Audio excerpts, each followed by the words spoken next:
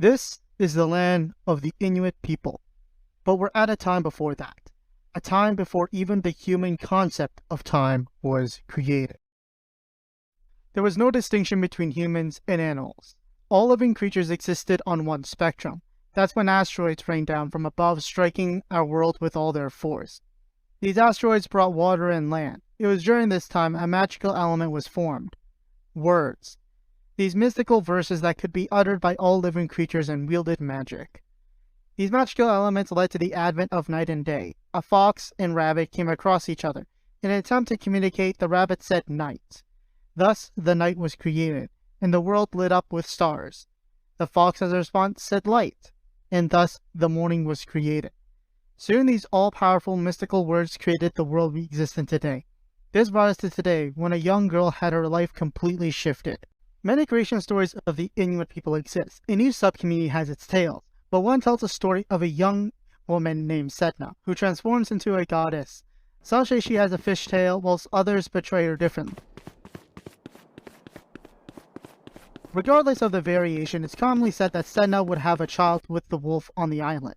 The children would become humans, however, trouble would soon brew before that. The father came back to pick up her daughter Sedna.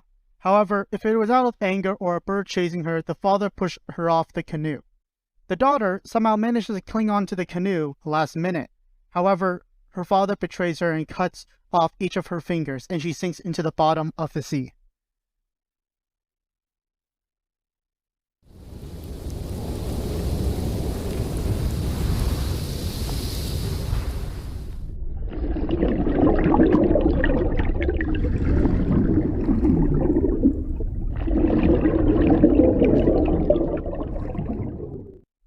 Sedna would establish a home of sorts at the bottom, creating a tupik, which is a tent. Each cut-off finger would turn into a sea creature, one a seal, one a fish, and so on. Today, she is the boss of all animals in or out of the sea. She has laws that humans must follow, otherwise she may not bless the humans with the fruitful hunts.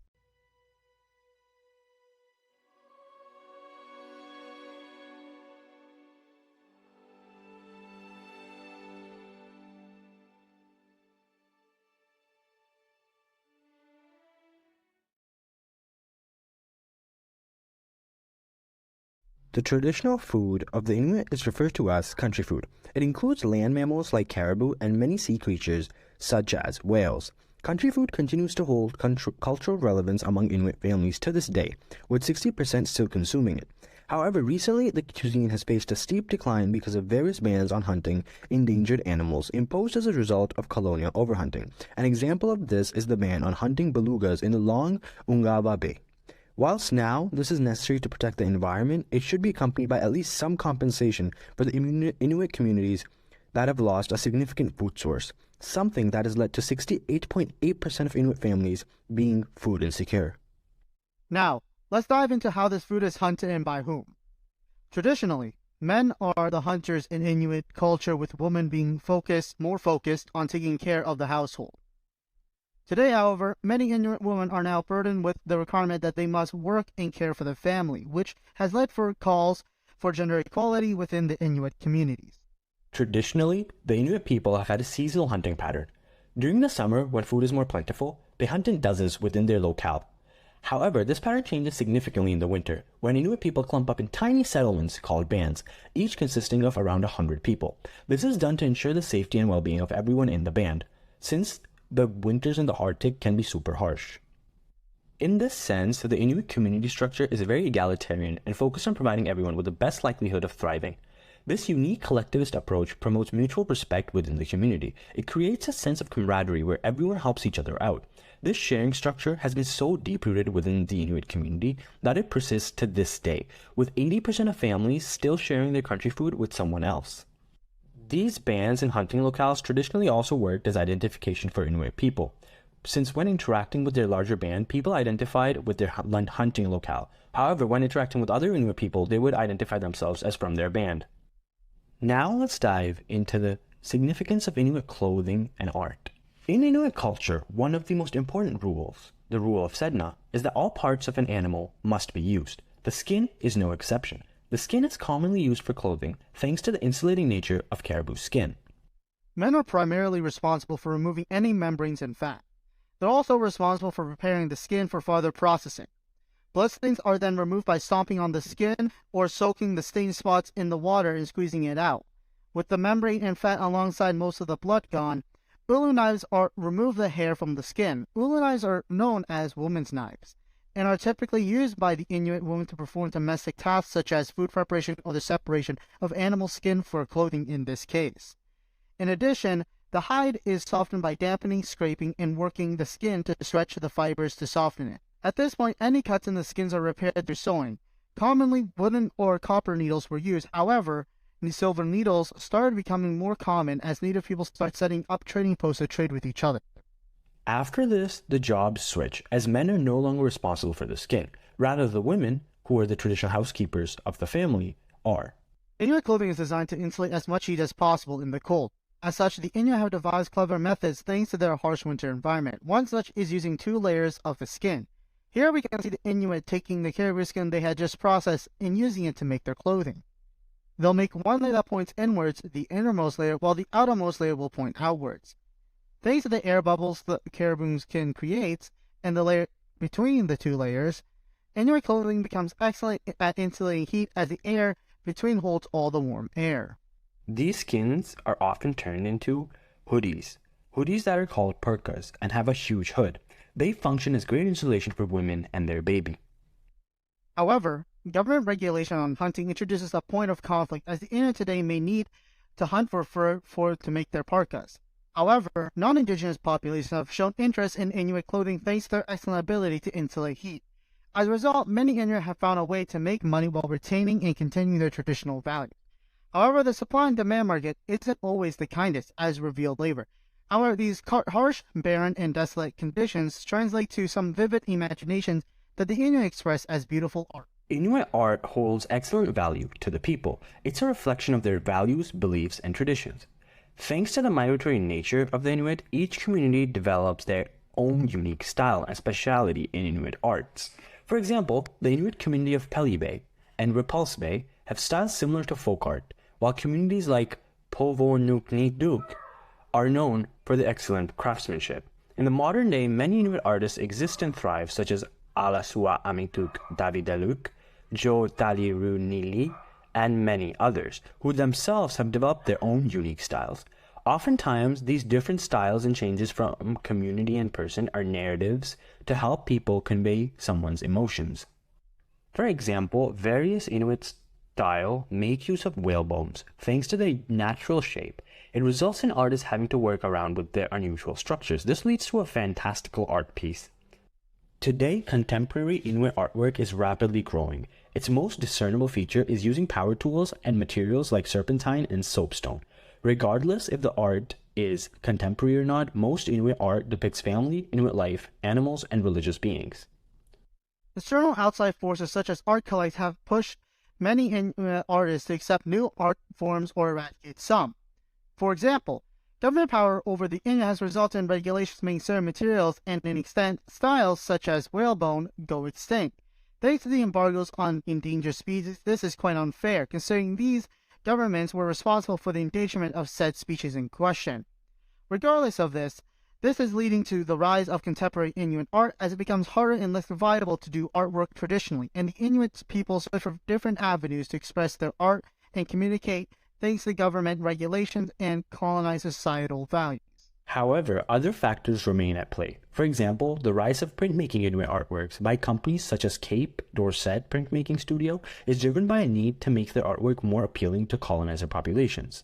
As such, there's pressure to conform as artworks sell better than those that don't. Supply and demand relationships, alongside an alienation of non-Indigenous population towards the Inuit art forms, result in many traditions and styles having to go as they are deemed too alien.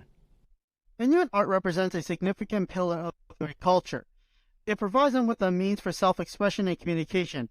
However, the effects of colonialism and government regulation, these traditional methods and forms of art, such as carving, have waned as it becomes more viable for these artists to make artwork that appeals to the colonizer population. Despite this, traditional and contemporary artists thrive today, bringing insight into their lifestyles and traditions through their art. The Inuit way of life significantly changed at the onset of European colonization. The Inuit first came into contact with colonizers through whalers who sailed north in hopes of finding new paws to hunt. By the early 1700s, this turned into an intense, unsustainable whaling, impacting a major food source of the Inuit and harming the environment. Soon, these whalers would develop a trading relationship with the Inuit communities, which wreaked havoc on the Inuit tribes involved. It brought over deadly diseases such as tuberculosis, which wiped out 60% of the Inuit population, effectively weakening their community's ability to survive and hunt. This mass die-off caused the power dynamics of Inuit communities to get disrupted, since influential leaders were most susceptible to these new diseases. Without the wisdom, guidance, and leadership of elders, the Inuit bands became much weaker. This allowed these new diseases to be followed by missionaries. The impact of the missionaries on the Inuit people was multifaceted. First contact Inuit accounts recall missionaries as nice people with a respectable religion. This perception was primarily due to the fact that missionaries were the first providers of modern medicine and education in the first half of the 20th century.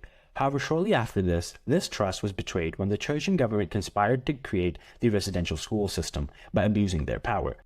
This disproportionate power was used to kidnap Inuit children and force them into jail-like institutions hundreds of kilometers away from their families. This turned out to be the most fatal blow to the Inuit community. This cultural genocide of Inuit youth leads to a hollowing of Inuit culture. Elders passed away without being able to pass their knowledge on to the young ones. Whilst not all residential schools were remembered similarly, it is said that two residential schools, Grandin College and Churchill Vocational Center, were often recalled for the positive roles they played in developing and encouraging a new generation of Inuit leadership. The legacy of other schools, particularly Grolier Hall and Turketil Hall, was far darker. These schools were tainted with prolonged sexual abuse rings and harsh discipline that scarred many generations to come. During this time, a lot of Inuit people were also forced to relocate further up north with the promise of better living conditions, which soon turned out to be a lie stitched together to annex their lands by colonial greed. Despite this history of lies, cultural genocide, and deceit by those more powerful, the Inuit people have stood their ground. They have tried to rebuild their community by reestablishing their control. These efforts began in the 90s with the push for self-governance in Nunavut, which led to the historic Nunavut Agreement, where Inuit people gained the right to self-governance for the first time. These attempts have continued as recently as 2005, when Inuit people finally gained rights to over 72,000 square kilometers of traditional lands in northern Labrador. This self-governance has been followed by a concentrated effort to rebuild the Inuit way of life. At the forefront of this effort lies the establishment of schools focused on reviving traditional Inuit languages, such as the Pirwurg School in Iqaluit.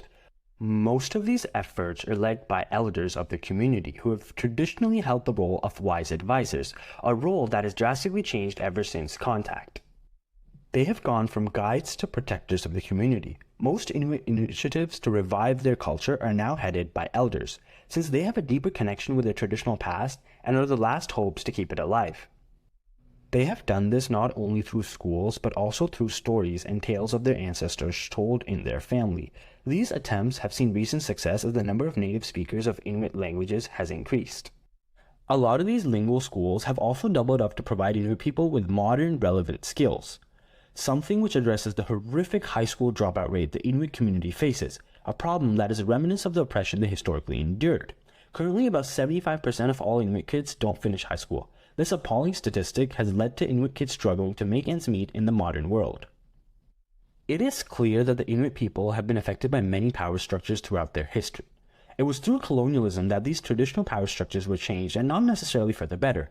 For instance, the role of the elders, who were traditionally the guides of society, changed to being the protectors in modern times. Or take the role of men, and how they were traditionally the hunter-gatherers of society, but have now been struggling to complete high school.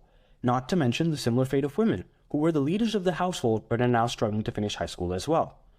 Lastly, the contribution of the colonists, who destroyed this 5,000-year-old traditional way of life for their greed. They have been responsible for the destruction of the Inuit food sources, the Inuit culture, and the Inuit youth. Despite these historical and current hurdles the Inuit people face, they continue to persevere towards a better future.